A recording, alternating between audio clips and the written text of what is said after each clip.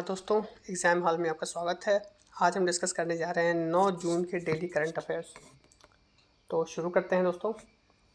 पहला प्रश्न है, International Archive day is celebrated on which of the following days.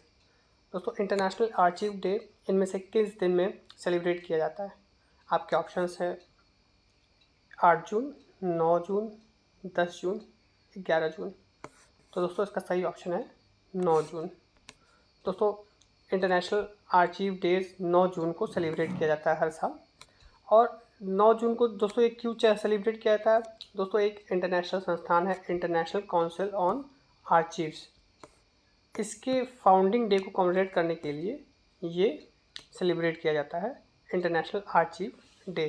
International Council on Archives 1948 में establish किया गया था और इसका जो हेडक्वार्टर है दोस्तों वो फ्रांस में है। और ICA का काम क्या है दोस्तों? ICA is dedicated to promoting the preservation, development and use of world archival heritage. Archive क्या होता है दोस्तों? आर्चिव जैसे कि बुक्स वगैरह हो गई, जो लोग बुक्स का कलेक्शन करते हैं, किताबें जो पुरानी किताबें हैं जो हमारी हिस्ट्री को और जो अलग अलग क्षेत्र में जो किताबें लिखी जाती हैं उनका जो कलेक्शन करते हैं, उनका जो आर्चिव करते हैं, उनके लिए ये मनाया गया है। तो ICA is dedicated to promoting the preservation, development and use of world archival heritage. दुनिया में जो भी आर्चिवल हेरिटेज है उसके प्रिजर्वेशन के लिए, उसके प्रमोशन के लिए और डेवलपमेंट के लिए ICA डेडिकेटेड है। On this day exhibition under आज़ादी का अमृत महोत्सव इंटाइटल्ड हमारी भाषा हमारी विरासत विल बी ऑर्गेनाइज्ड इन दिल्ली। दोस्तों, इंडिया में इंटरनेशनल आर्चिव डे पे हमारी भाषा हमारी विरासत ऑर्गेनाइज किया जा रहा है और इसके अंतर्गत एक एग्जीबिशन भी रखा जाएगा। आगे बढ़ते हैं दोस्तों। The first edition of India France and UAE maritime partnership exercise commenced on 7 June 23 in which of the following areas. 7 जून 2023 को दोस्तों India France UAE maritime partnership, इसमें से किस क्षेत्र में कंडक्ट किया गया? दोस्तों, आपके ऑप्शन है Arabian Sea, Bay of Bengal, Gulf of Oman, Red Sea. तो दोस्तों, इसका सही उत्तर है सी, गल्फ ऑफ ओमान। दोस्तों, इस पार्टनरशिप में, इस एक्सरसाइज में किन किन लोगों ने पार्टिसिपेट किया था? दोस्तों, इंडिया से INS तरकस थे और French ship Surcouf. French Rafale aircraft था। दोस्तों, राफेल एयरक्राफ्ट आपको जैसे पता है कि इंडिया ने अभी ख़रीदा है फ्रांस से, तो फ्रांस की जो राफेल एयरक्राफ्ट थी उसने भी इसमें भाग लिया था और UAE navy maritime petrol aircraft ने भी इसमें भाग लिया था। तो एक तरह से आप देख सकते हैं कि ये एयर और नेवल डिफेंस, ये दोनों एक्सरसाइज थी और दोनों फ्रांस और इंडिया की जो शिप्स और एयरफोर्स के जो राफेल विमान हैं उन्होंने भाग लिया था। UAE में भी दोस्तों राफेल विमान है, फ्रेंच राफेल विमान UAE ने भी खरीदे हैं, तो UAE फ्रेंच राफेल विमान ने भी इसमें भाग लिया था। तो देखिए दोस्तों, ये है एक्सरसाइज की फ़ोटो। अब नेक्स्ट क्वेश्चन पे आते हैं दोस्तों।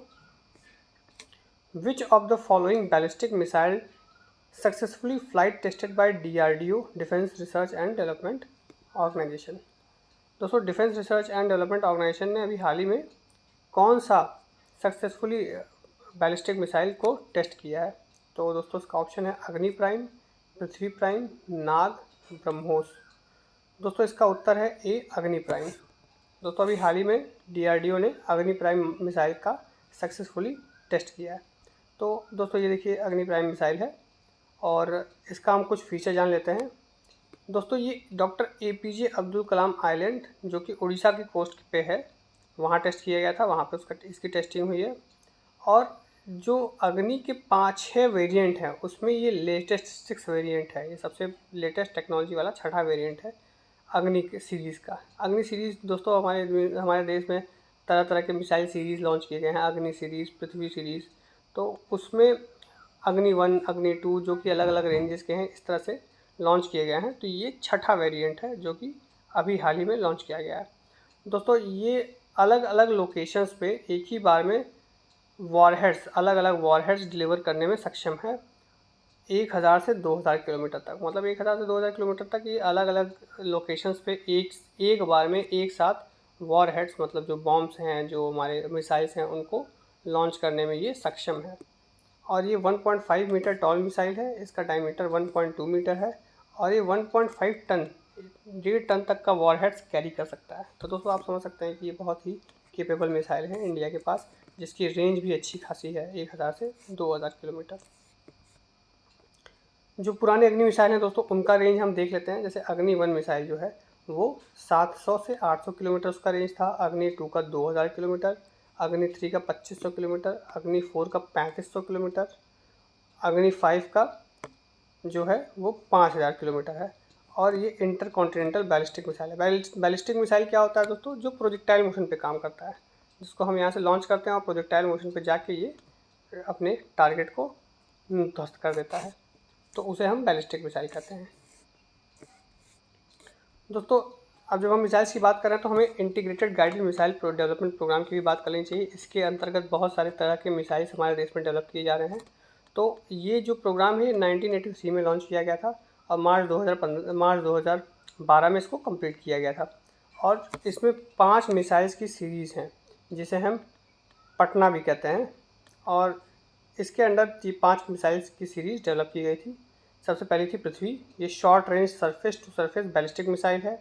दूसरी अग्नि है, ballistic missile with different ranges, जैसे अग्नि 1, 2, 3, 4, 5 अभी हमने जो डिस्कस किया।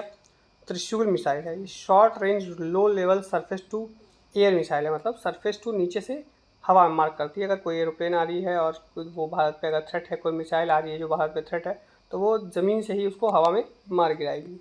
नाग, ये 3rd generation anti tank missiles है दोस्तों, ये टैंक्स पे हमला करती है, टैंक्स को डिस्ट्रॉय करती है। Akash, medium range surface to air missile, दोस्तों ये भी आकाश जो भी है, आकाश जो हमारा रॉकेट है, जो मिसाइल है, वो भी सरफेस टू एयर मिसाइल है, जो धरती से आकाश में जो टारगेट्स हैं उनको डिस्ट्रॉय करता है। चलिए दोस्तों नेक्स्ट क्वेश्चन पे आते हैं। Sagar Parikrama phase 7 has been started from which of the following places. दोस्तों सागर परिक्रमा फेज 7 इनमें से किन प्लेसेस पे शुरू किया गया है? तो दोस्तों आपके ऑप्शन है रत्नागिरी महाराष्ट्र, कोच्चि केरला, कारवार कर्नाटका, मंडकारा केरला। तो दोस्तों इसका आंसर है मंडकारा केरला। दोस्तों सागर परिक्रमा के बारे में बता दें, ये एक नेविगेशन जर्नी है दोस्तों, नेविगेशनल जर्नी है, to be conducted in all coastal state through pre dedicated route. Bharat के जितने भी कोस्टल स्टेट्स हैं उसमें इसको एक प्री डेडिकेटेड रूट के थ्रू पूरा किया जाएगा। और ये एक नेविगेशन जर्नी है। इसका काम क्या दोस्तों, इसको क्यों कंडक्ट किया जा रहा है? It will demonstrate solidarity with all fisherfolk, fish farmer and concern stakeholders. जो हमारे फिशिंग कम्युनिटी के भाई हैं, जो फार्मर्स हैं, फिश फोक्स हैं, उनके लिए सॉलिडारिटी मार्च कह सकते हैं इसको, सॉलिडारिटी जर्नी है। उनके डेवलपमेंट को लेके, उनके भले को लेके ये नेविगेशन जर्नी लॉन्च की गई है। और इसका फोकस क्या है दोस्तों? इसका फोकस है sustainable balance between the utilisation of marine fisheries and protection of marine ecosystem. मतलब कि जो हमारे फिशरमैन हैं उनको मतलब जो मछली पालन है, जो मछुआरे अपने जीविका चलाते हैं, वो मरीन फिशरीज़ का भी यूटिलाइजेशन अच्छे से कर सकें और मरीन इकोसिस्टम को भी अच्छे से उसका ख्याल रख सकें। इन दोनों के बीच में सस्टेनेबल बैलेंस होना चाहिए, यही इस नेविगेशन जर्नी का मुख्य उद्देश्य है। दोस्तों फिशरीज सेक्टर के बारे में जान लेते हैं। भारत के फिशरीज सेक्टर का इस समय क्या स्टेटस है? India is the second major producer of fish. दुनिया में दोस्तों चाइना के बाद इंडिया दुनिया का सबसे second largest producer of fish है। India is 4th largest exporter of fish in the world, वो चौथा लार्जेस्ट एक्सपोर्टर है फिश एक्सपोर्ट करने में उसका चौथा नंबर दुनिया में। This sector provides livelihood to more than 2.8 crore people within the country. ये 2.8 करोड़ पीपल को लाइवलीहुड प्रोवाइड करता है, तो एम्प्लॉयमेंट के पॉइंट ऑफ व्यू से भी ये बहुत इंपॉर्टेंट है। गवर्नमेंट ने दोस्तों कुछ स्कीम्स लॉन्च की हैं इसके लिए, जैसे प्रधानमंत्री मत्स्य संपदा योजना 2020 में। दोस्तों ये प्रधानमंत्री मत्स्य संपदा योजना 2020 में लॉन्च की गई थी, इसकी डेट याद रखिएगा। इसमें बेसिकली जो फिशिंग फार्मर्स हैं, जो फिशरमैन हैं, उनको इंश्योरेंस का प्रोविज़न था, क्रेडिट का प्रोविज़न था, और जो किसान क्रेडिट कार्ड होता है उसको भी देने का प्रोविज़न इसमें था। दोस्तों पार्क बेस स्कीम 2017 में लॉन्च किया गया था। तो इसमें जो हमारे फिशरमैन फोक्स हैं, जो फिशरमैन फार्मर्स हैं, उनको उनको उनको फिशिंग वेसल्स दिए जाते थे, मतलब जो बोट्स जिसमें वो फिशिंग करते थे वो उनको दिए जाते थे, ताकि वो फिशिंग और सस्टेनेबल तरीके से कर सकें और डीप सी ड्रेजिंग में वो मतलब ट्रॉलिंग में ये इन्वॉल्व ना हो। इसलिए इनको पार्क बेस स्कीम के अंतर्गत गवर्नमेंट की तरफ से जो फिशिंग वेसल्स है वो दिए जाते थे। फिशिंग वेसल्स मतलब जो शिप, जो जहाज, जो बोट फिशिंग के लिए काम आती है। Fishing and aquaculture infrastructure development fund, दोस्तों ये फंड 2021 में लॉन्च किया गया था। और जो ये हमारे देश में फिशरीज़ और एक्वाकल्चर का जो इन्वेस्टमेंट है पूरा, जो जिसमें फिशरीज़ और एक्वाकल्चर का विकास किया जाता है, उसके लिए डेवलपमेंट फंड था, ताकि इसका हमारा देश फिशरीज़ और एक्वाकल्चर में टॉप एक्सपोर्ट डेस्टिनेशन बन सके और टॉप प्रोड्यूसर बन सके। तो कुछ हद तक दोस्तों ये स्कीम काम भी किया। देखिए आज हमारा देश जो है वो second major producer of fish है और fourth largest exporter of fish है।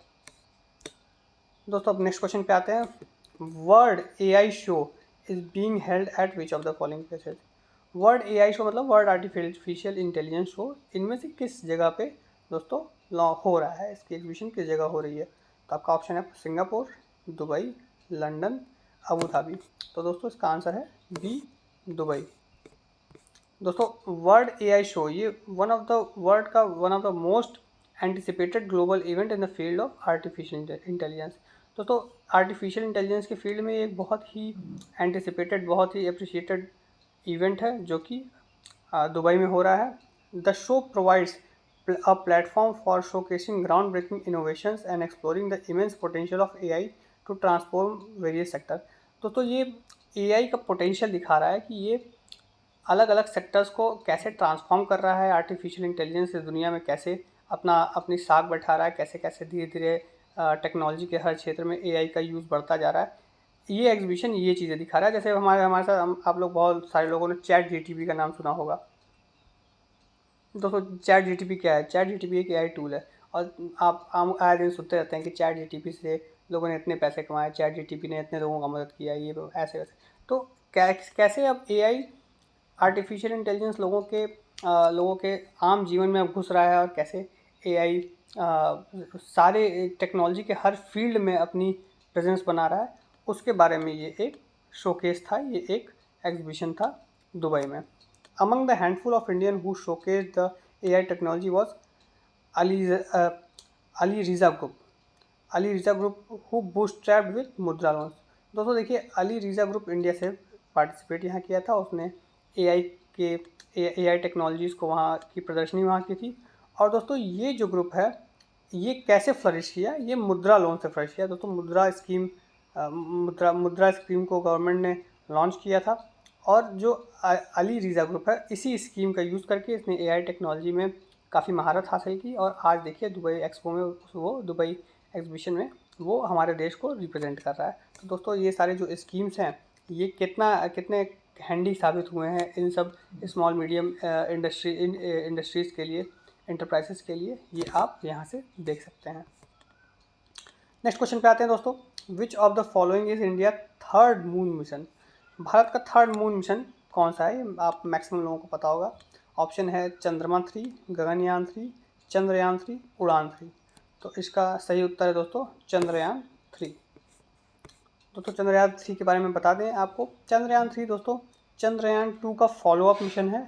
चंद्रयान 2 जुलाई 2019 में लॉन्च किया गया था। दोस्तों ये मून पे हमारा मिशन था, जहां हमको एक लैंडर और रोवर लॉन्च करना था मून पे, लेकिन ये पूरा ना हो सका। हमने सैटेलाइट तो मून के हमने कक्षा में सैटेलाइट तो लॉन्च कर दिया, बट जो लैंडर और रोवर हमको लॉन्च करना था वो हम नहीं लॉन्च कर पाए, वो फेल हो गया।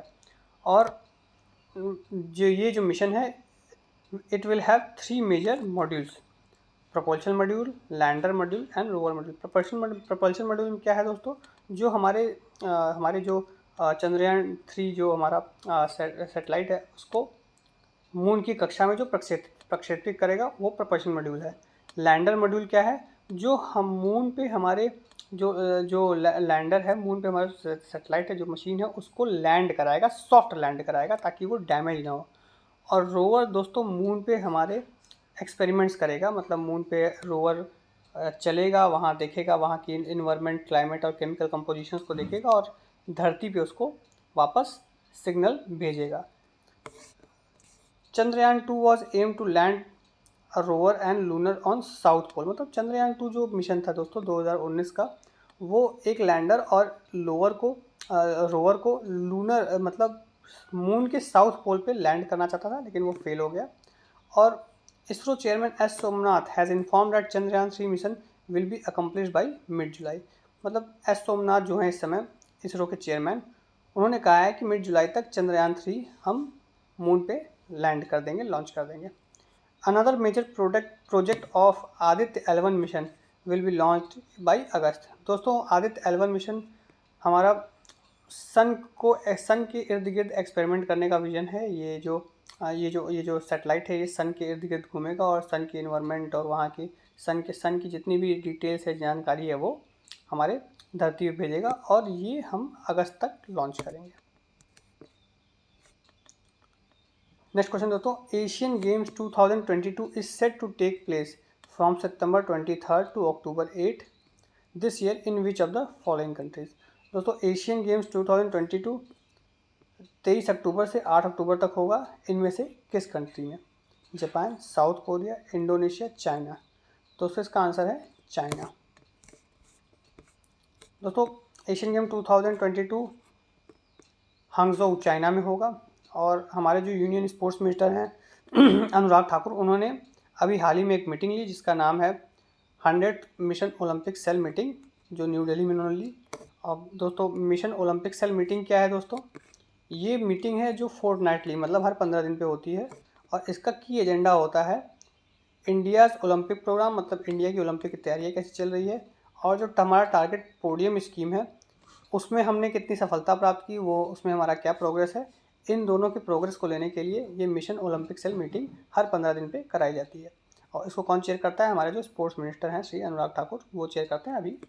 और दोस्तों target Olympic podium scheme tops के बारे में हम जान लें तो ये 2014 में लॉन्च की गई थी और इसका मेन एम है कि हमारे देश में जो हमारे एथलीट्स हैं उनको ऐसा सपोर्ट मिले, ऐसा इन्वायरमेंट मिले, गवर्नमेंट उनको ऐसा सपोर्ट करे कि वो गोल्ड मेडल या फिर मेडल्स ओलंपिक्स में मेडल जीत के आएँ और देश का नाम रोशन करें। इसके परिणाम स्वरूप दोस्तों आपने देखा है कि पिछले हाल ही के कुछ ओलंपिक्स में हमारे देश की पदक टैली बढ़ी है। पिछले ओलंपिक्स में 7 पदक हमारे एथलीट्स ने जीता था, जिसमें से नीरज चोपड़ा ने गोल्ड मेडल जीता था और भाला फेंक में। तो इस तरह से टॉप सिप स्कीम ने एक तरह से देखा जाए तो बहुत काम किया है और टॉप सिप स्कीम की वजह से हमारे देश का नाम ओलंपिक्स में रोशन हुआ है। तो मिशन ओलंपिक सेल मीटिंग 15वें दिन पे इसलिए ली जाती है कि ये इस तरह के जो भी इंटरनेशनल इवेंट्स हैं, जैसे एशियन गेम्स हैं, कॉमनवेल्थ गेम्स हैं, ओलंपिक्स है, उसमें हमारे देश की मेडल टैली बढ़े। नेक्स्ट क्वेश्चन दोस्तों, who among the following has allowed banks to use RuPay prepaid forex card. दोस्तों इनमें से किस संस्थान ने रुपे प्रीपेड फॉरेक्स कार्ड के यूज़ को अनुमति दी है? तो आपके ऑप्शन है दोस्तों CCEA cabinet committee of economic affairs, RBI reserve bank of India, ministry of finance, national payment corporation of India. दोस्तों आपका उत्तर है RBI, RBI।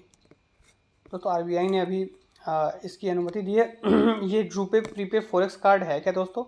ये जो भारतीय टूरिस्ट विदेश में जाते हैं उनके लिए एक फॉरेक्स कार्ड है जो सारे ATM, point of sale machine और ऑनलाइन ट्रांजेक्शन के लिए वो यूज़ कर पाएंगे।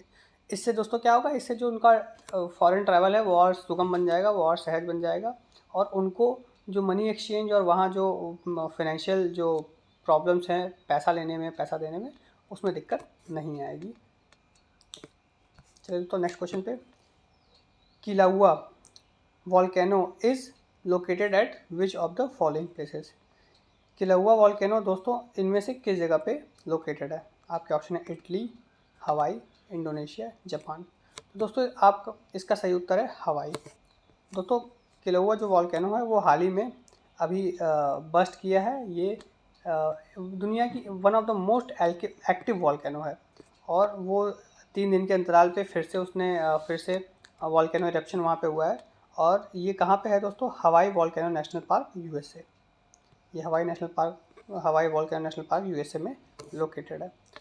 दोस्तों कुछ इम्पॉर्टेंट हम वॉल्केनोज के नाम जान लेते हैं जो एग्जाम पॉइंट ऑफ व्यू से इम्पॉर्टेंट है। मोना लोआ वॉल्केनो, ये हवाई में है, यूनाइटेड स्टेट। तामू मैसिव, ये Pacific Ocean off the coast of Japan में है। ओजे स्टेट सलाडो, ये अर्जेंटीना चिली बॉर्डर पे है दोस्तों। तामू कोबा, पैसिफिक ओशन जापान में है सर दोस्तों। मोना लुआ, अमेरिकन समोआ में है ये। पैसिफिक ओशन सी माउंट्स, पैसिफिक ओशन के अंदर है ये, पैसिफिक ओशन के सी के अंदर है ये। सैनगे इक्वाडोर में है। किलिमंजारो तंजानिया में है। टोबा सुमात्रा इंडोनेशिया में है। माउंट एटना सेल्सी इटली में है। माउंट शास्त्रा यूएसए में है, कैलिफोर्निया में। टेडी कैनरी आइलैंड में है, Spain. Mount Rainier Washington USA में है ये। येलोस्टोन कैलेड्रा, ये वार्मिंग में है, यूनाइटेड स्टेट। माउंट निरागोंगो, ये आपका डेमोक्रेटिक रिपब्लिक ऑफ कॉन्गो में है। ये कुछ इंपॉर्टेंट आपके जो माउंटेन्स हैं, जो वॉल्केनोज हैं, एग्जाम पॉइंट ऑफ व्यू से इम्पॉर्टेंट है। तो दोस्तों मेरा वीडियो कैसा लगा, इसको ज़रूर लाइक करिए, शेयर करिए और हमारे चैनल में ज़रूर सब्सक्राइब करिए। थैंक यू दोस्तों। जय हिंद, जय भारत।